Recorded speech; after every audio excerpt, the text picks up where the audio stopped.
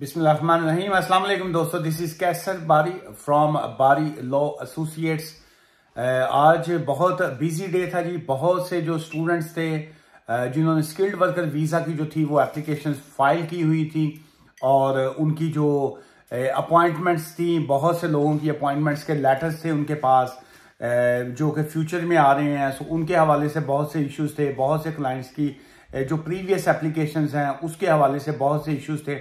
सो ये mix and match जो आज चलता रहा है सारा दिन, सो वेरी बिजी डे भी जिसको कह लीजिए, या बहुत हॉरिबल डे भी इसको कहा जा सकता है। लेकिन बहरहाल क्या करें, हम फर्स्ट ऑफ ऑल तो ये है कि हम लोग जो हैं एक पिटीशन जो है एक वो फाइल कर रहे हैं जी, कि ताकि ये जो स्किल्ड वर्कर वीज़ा के हवाले से जो स्टूडेंट्स के साथ जो नाइंसाफ़ी इमीडिएट बेसिस पे की गई है उसके हवाले से हम इसको बिल्कुल चैलेंज कर रहे हैं जी, कि एज अ ह्यूमन राइट्स वकील और ह्यूमन राइट्स ऑर्गेनाइजेशंस के साथ मिलके कि जी के क्या जो इमीडिएट आपने ये फैसला किया है कि स्टूडेंट्स जो हैं वो स्किल्ड वर्कर वीज़ा पे नहीं जा सकते, क्या ये सरासर नाइंसाफ़ी है कि नहीं। इसके हवाले से जो है देखिए आगे जो भी अपडेट्स आएंगे वो भी आपके साथ शेयर करेंगे।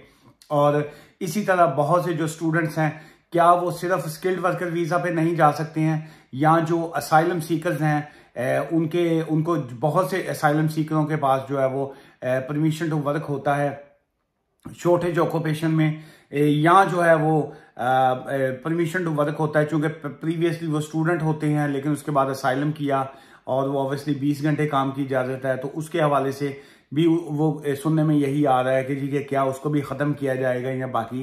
तो ये नाइंसाफ़ी जो है ये क्या स्टूडेंट्स या असाइलम सीकरों के साथ ही है या बाकी जो है इसमें क्या आगे होगा, जो भी होगा हम आपके साथ शेयर करेंगे। और बहुत से आप लोगों के सवालात आए हुए हैं इसी हवाले से। मैं चाहूँगा कि मैं एक एक करके और वो सवालात मैं पढ़ता जाऊँ और उन सवालों के भी जवाब दूँ। और लेकिन अगेन जहन में रखिएगा, मैं यहाँ पे सिर्फ आपको इन्फॉर्मेशन दे रहा हूँ। जितने आपके सवालात हैं वो उनको सिर्फ हम एक एज अ सवाल समझ के उसके ऊपर इंफॉर्मेशन दे रहा हूँ मैं। It's not a legal advice. Legal advice के लिए आप लीगल कंसल्टेशन हमारे ऑफिस से बुक कर सकते हैं और हमारा ऑफिस जो है वो फोन एडवाइस के और फेस टू फेस मिलने की फीस चार्ज करता है। चलिए अब आपके मैं एक एक करके सवालात पढ़ता हूं और उसके जवाब देता हूं जी।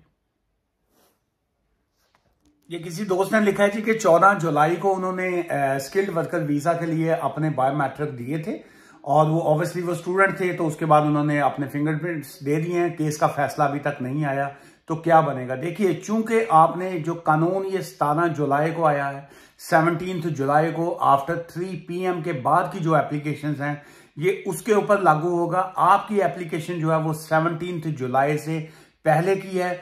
So on the basis of ये न्यू लॉ जो है वो आपकी एप्लीकेशन को रिफ्यूज नहीं कर सकते हैं। किसी और वजह से रिफ्यूज करें so then that's a different case. अगर वो आपका केस इस बेस के ऊपर रिफ्यूज करें कि जी आपका इस नए कानून के मुताबिक हम आपकी एप्लीकेशन रिफ्यूज कर सकते हैं, तो आपके पास बिल्कुल राइट है जी, आप उसको चैलेंज कर सकते हैं। लेकिन hope for the best, I don't think so कि वो आपका केस का फैसला ये कल के कानून के मुताबिक करेंगे। आपकी एप्लीकेशन पहले से पेंडिंग है, 14 जुलाई से या उससे पहले से पेंडिंग है। सो आपके केस का फैसला पिछले कानून के मुताबिक ही होना चाहिए। चलिए ये किसी का बड़ा इंटरेस्टिंग सवाल है। उन्होंने कहा जी मैं स्टूडेंट था, मैंने उसके बाद स्किल्ड वर्कर वीजा की एप्लीकेशन डाल दी। अभी मेरे जो फिंगरप्रिंट्स की अपॉइंटमेंट्स हैं वो फ्यूचर में है, कल है, परसों है, टुमारो है, डे आफ्टर टुमारो है, जब भी आपकी है, तो वो आपकी फिंगरप्रिंट्स जो हैं वो हो रहे हैं जी 17 जुलाई के बाद। तो अब आपका सवाल ये है कि क्या ये कानून आपके ऊपर लागू है। देखिए सो फार तो बिल्कुल लागू है जी, कि चूंकि आपकी ऑल्दो कि आपकी एप्लीकेशन पहले की सबमिट हुई है। सो वो ये कहते हैं, होम ऑफिस वाले ये कहते हैं कि जी हम आपकी एप्लीकेशन का प्रोसेस करेंगे आपके फिंगरप्रिंट्स के बाद। लेकिन अब कानून में क्या है, कानून में ये है कि मिसाल के तौर पे आपका वीजा एक्सपायर हो रहा है जी आज 18 जुलाई को, आपने का वीजा है 18 जुलाई को एक्सपायर और आपने आपकी एप्लीकेशन जो है वो 17 जुलाई को आपने एप्लीकेशन फाइल कर दी, या इवन कि आपने 18 जुलाई को ही आपने एप्लीकेशन सबमिट कर दी। आपका 18 जुलाई खत्म होगी रात के 12 बजे के बाद, रात 12 बजे के बाद 19 जुलाई स्टार्ट होगा, लेकिन आपकी वीजे की एक्सपायरी थी 18 जुलाई। आपने एप्लीकेशन फाइल कर दी 18 जुलाई, सो दैट्स मीन कानूनी तौर पे आपकी एप्लीकेशन जो है ऑन टाइम सबमिट है।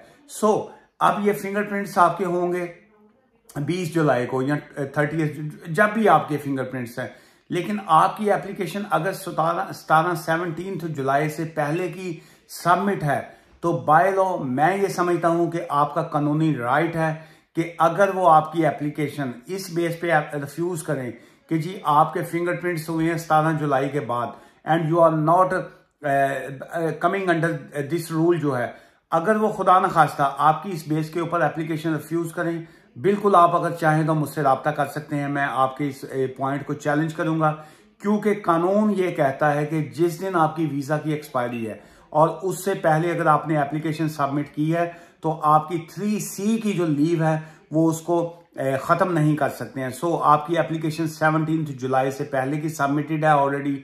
सो बाय लॉ, टेक्निकली और कैटेगोरिकली, इसको जो भी आप समझ लें, इसको वो बिल्कुल फिनिश नहीं कर सकते हैं।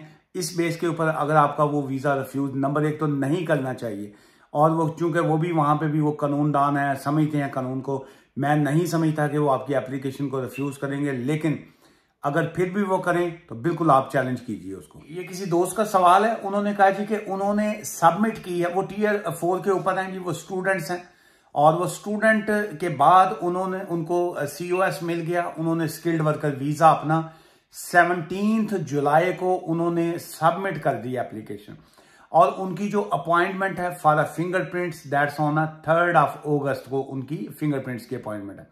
सो देखिए, अगर तो आपकी जो एप्लीकेशन है वो आपने सबमिट की है 17 जुलाई को 3 बजे से पहले, 3 PM से पहले की अगर आपकी एप्लीकेशन सबमिट हुई है, सो बाय लॉ जो है you are safe, and I don't think so कि आपके लिए कोई इश्यूज आने चाहिए। डजेंट मैटर, आपके फिंगरप्रिंट्स जो है वो 3 अगस्त को हैं, लेकिन चूंकि आपने एप्लीकेशन ऑन टाइम फाइल की है 17 जुलाई को 3 बजे से पहले आपने एप्लीकेशन फाइल की है, सो आप मौजूदा जो पिछला कानून था वो आप उसमें फॉल करते हैं, सो आपकी एप्लीकेशन को इस बेस के ऊपर वो रिजेक्ट नहीं कर सकते हैं।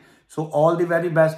खुदा न खास्ता अगर वो कोई गड़बड़ करें, आपकी एप्लीकेशन इस बेस पे रिफ्यूज करें, so you have a right, आपको आपके पास अपील का भी आपको राइट मिलेगा, आपको रिव्यू का भी राइट मिलेगा। अगर वो दोनों में से कोई राइट आपको ना दें, so still you have a right कि आप उसको चैलेंज कर सकते हैं। जी, ये आपने लिखा है जी कि आप स्टूडेंट हैं और आपका जो कोर्स है वो सितंबर में फिनिश होगा जी, और आप जो है वो स्टडी में गालिबन आपने लिखा है शायद फेल कर गए हैं, या कोई असाइनमेंट आपकी यहाँ उसमें गड़बड़ है, तो क्या आप स्किल्ड वर्कर वीजा पे जा सकते हैं कि नहीं। देखिए, जो कल का नंबर 1 तो कानून जो है वो चेंज हो गया है जी। वो कहते हैं कि अब आप स्टूडेंट से स्किल्ड वर्कर वीजा पर तब ही जा सकते हैं जब आप अपने एग्जाम पास कर जाते हैं और आपके पास जो है वो पास का सर्टिफिकेट हो। सो ये सेम ऐसे ही है जैसे आप जब एग्जाम पास कर जाएं तो आपको स्किल्ड वर्कर वो इसका PSW मिल जाता है। सो पोस्ट स्टडी वर्क जिसको वीजा कहा जाता है। सो टेक्निकली 2 ऑप्शंस हैं, जब आप एग्जाम पास कर जाएं तो यहाँ PSW पे जा सकते हैं, या अगर आपको कोई कंपनी ऑफर करती है तो आप स्किल्ड वर्कर वीजा पे जा सकते हैं। लेकिन अनफॉर्चुनेटली अगर आप एग्जाम से फेल हैं तो अब आप जो है वो स्किल्ड वर्कर वीजा जो है वो अगर आपको ऑफर आ भी जाती है तो आप एप्लीकेशन फाइल करेंगे तो वो एंटरटेन उसको नहीं करेंगे।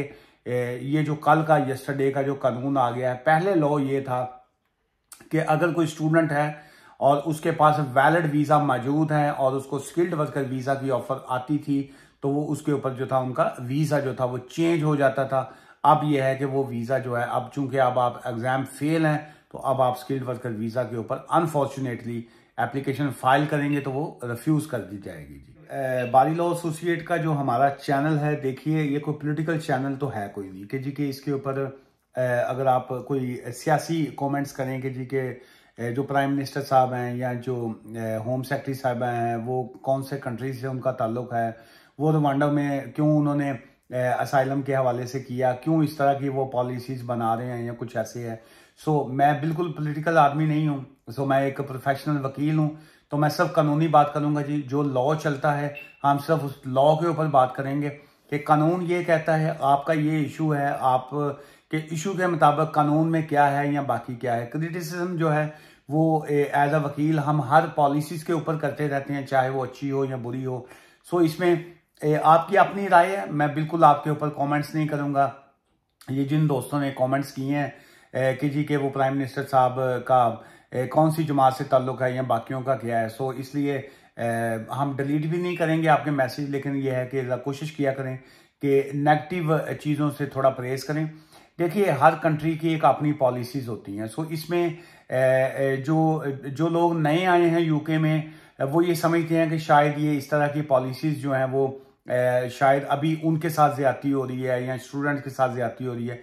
मैं कई सालों से इस इमिग्रेशन फील्ड से मेरा ताल्लुक़ है। सो इसमें मैं ये अपनी अगर मैं एक्सपीरियंस की बात करूं तो इस तरह की पॉलिसीज़ या इस तरह की चीज़ें जो है ये हर साल में आती हैं। एक ज़माना था 2008 की गालबन बात है, उस वक़्त डेविड ब्लैंकेट गालबन थे, वो होम सेक्रेटरी हुआ करते थे। तो उनके पास जो एक मेड उनकी जो काम करती थी, तो उसके हवाले से उनके कोई इश्यूज थे। तो उन्होंने एक वीज़े में, एक एप्लीकेशन में उन्होंने सिर्फ एक रिक्वेस्ट डाली थी कि क्या इस एप्लीकेशन की जल्दी अपडेट मिल सकती है, या ये एक नॉर्मल सी रूटीन है, हम वकील भी जो हैं एवरी डे हर केस में जो है वो होम ऑफिस से अपडेट मांगते रहते हैं। सो सेम इस तरह उन्होंने भी किया, तो जिसकी वजह से उन्हें रिजाइन करना पड़ा था कि जी कि आपने एज अ होम सेक्रेटरी होते हुए इस तरह की पॉलिसी से फायदा क्यों उठाया, अपने ओहदे का नाजायज फायदा क्यों उठाया। सो इससे पहले जब एमनेस्टी आई है 2002 की, 2001 की, 2002 की, उस वक्त भी बहुत से इश्यूज चले थे कि जी ये इस वक्त जो है ये लेबर की गवर्नमेंट है, तो ये जो है ये सारा इसलिए कर रहे हैं ताकि अपना सियासी एजेंडा या वो सियासी तौर पे लोगों के वोट ले सकें, इस वजह से रिलीफ दिया गया है। सो ये जो पॉलिटिकल चीज़ें हैं ये चलती रहती हैं, पॉजिटिव नेगेटिव कंपेन जो है ये हर दौर में होती है।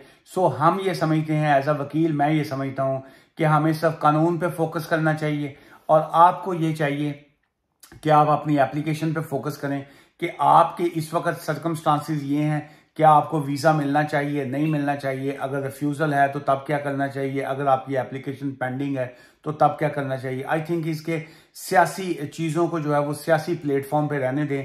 ये एक चूंकि लीगल चैनल है, अवेयरनेस का चैनल है, इसको लीगली रखें।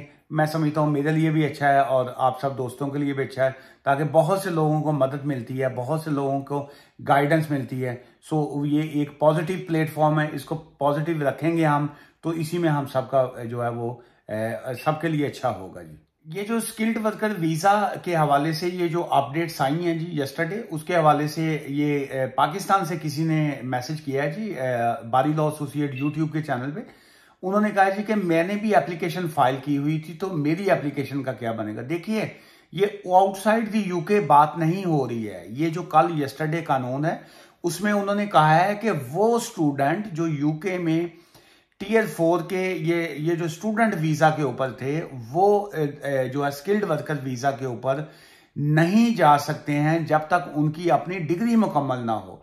सो होम ऑफिस का इसमें मौकफ ये है, इसमें गवर्नमेंट का मौकफ इसमें ये है, इसमें होम सेक्रेटरी का मौकफ ये है कि चूंकि यहाँ पे लोग पढ़ने के लिए आए हैं, आप स्टूडेंट के वीजा पे आए हैं, तो आप अपने इमिग्रेशन रूल्स को जो है ब्रीच कर रहे हैं। जब आपने वीजा लिया, जब आपने एप्लीकेशन फाइल की स्टूडेंट की, तो आपने कहा जी हम यूके में पढ़ने के लिए जा रहे हैं, आपने अपने 28 दिन की बैंक स्टेटमेंट दी, आपने अपनी यूनिवर्सिटी का COS दिया, आपने वीजा इस बेस पे लिया कि जी कि हम स्टूडेंट बन के जाएंगे और वहां पे पढ़ेंगे।